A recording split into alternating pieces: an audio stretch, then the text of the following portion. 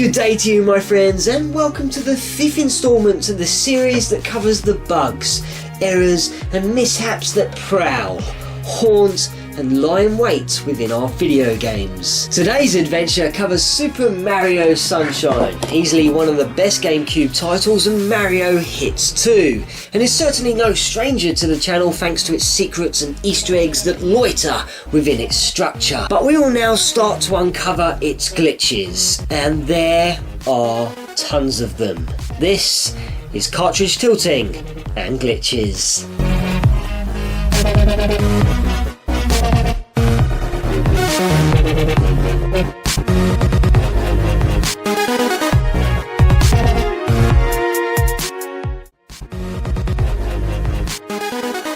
Throughout the confines of Delfino Plaza and Rico Harbour, you can observe plus use several manholes to obtain coins, various items, and of course travel along the pipes to certain areas while listening to a remix of the underground theme from Super Mario Bros. On the top side of the covers you can see that the sun has been depicted upon them. When Mario ground pounds to enter the passages below, the manholes will reveal a moon symbol on the underneath side, which always returns to facing downwards after spinning. Though if you enter any manhole then press A to exit straight away, while at the same time with the hover nozzle selected pressing R, the pipe should fling Mario out, leaving the moon symbol facing upwards. This can also work with Mario being shot high out of the pipes, to which you must guide him away from landing on the cover, and then if you touch the manhole it should also change to the symbol of the moon. I think you all agree that water is for swimming. Well, in this game it is also for walking, apparently. This little beauty can be achieved 5 different ways over the course of the game, but Rico Harbour, also known as Rich Harbour, is my favourite place to see it in action. So from any mission start, if you head up high and towards the cobbled walkway where Yoshi's Fruit Adventure and Gooper Blooper challenges play out, you can find a crane that is continuously lifting and lowering a platform in and out of the water. Here you can sneak Mario underneath it, to which you should manoeuvre him as close to the edge as possible. Then, just as the crane lowers, jump quickly using A and the arm should hopefully push Mario down and through the floor below, sending him to the bottom. Quickly start jumping while guiding Mario out from behind the wall to avoid dying. If successful, you will now be underwater, though instead of swimming, which you should be doing, you can now leisurely walk about and take in your surroundings, jump as much as you like, and even use your hover nozzle and squirt nozzle, and you'll never run out of water.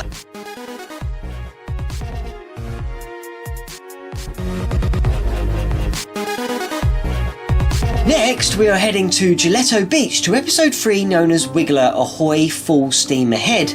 As soon as the task gets underway, Wiggler can be seen angrily marching across the beach, to which it is you that must topple him over by spraying the June buds, which will release massive sand structures. Once Wiggler is laying helplessly on his back for a short period, it's Mario's chance to ground pound on the suggested area. So where's the next glitch? Well, each and every time you have successfully landed a blow to the creature, the music will fade out, stop, then begin to play again with a faster tempo. It's at this point you should press Z or Z to select the overview map, then quickly exit to dive straight back into the action. For the next 2 blows to the Wiggler, you should repeat this process, as the final blow will cause the music to play out incredibly slowly.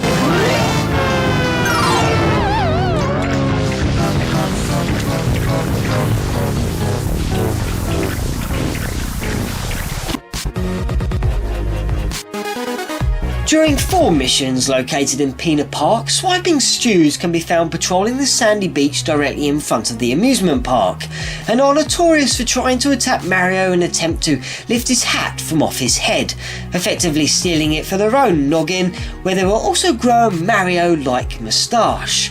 Once Mario has lost his hat, he will also begin to lose health as a result of sunstroke. While Mario is slowly dying and withering away, and instead of pursuing his pride and joy, why not talk to a local character?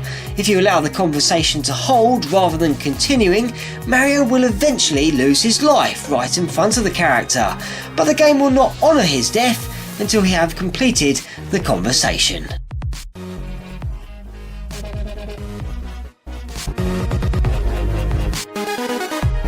For a second time this episode, Gelato Beach offers up another interesting error, and much like in the third offering, the June buds come into play once again.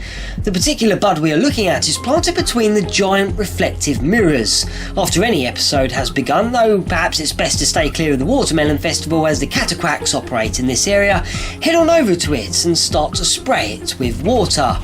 After a short time, it will reveal a stairway leading downwards to some coins.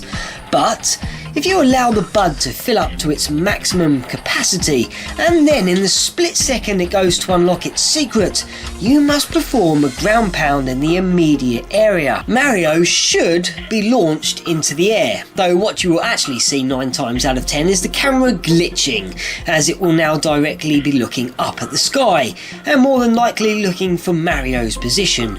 After a short period, the camera will look at the sun, spin around, then switch to a view at a high altitude looking down upon Isle Delfino. The camera will then proceed to pan down incredibly quickly to catch up with Mario. To conclude our first look at Super Mario Sunshine, we will take a gander at one of the more popular glitches. This one features in Bianco Hills and can work on any of the episodes. Once underway, venture towards the southeastern corner of the hills to where you can collect a rocket nozzle and hop onto one of the many ropes dotted about the area. With a rocket nozzle at hand, start to operate it using R so that it charges. Since Mario is situated on the rope, nothing will happen and you will remain firmly planted. Keep repeating this process as many times as you like until the water has run dry. Next, move further along the rope so that you attract one of the Windupi's attention. As it begins to circle, stand still and allow it to hit Mario. With that split second of contact, the rocket's nozzle charge that has been steadily building up is released, exploding and allowing Mario to be launched up into the air to an incredible height and at extreme speed too. He's actually so fast that it will take a few seconds for the camera to catch up with Mario. After he has reached this unprecedented height, it is now a great opportunity to study and look upon the land below. Perhaps even pop off to make a cup of tea, as you might be falling for some time.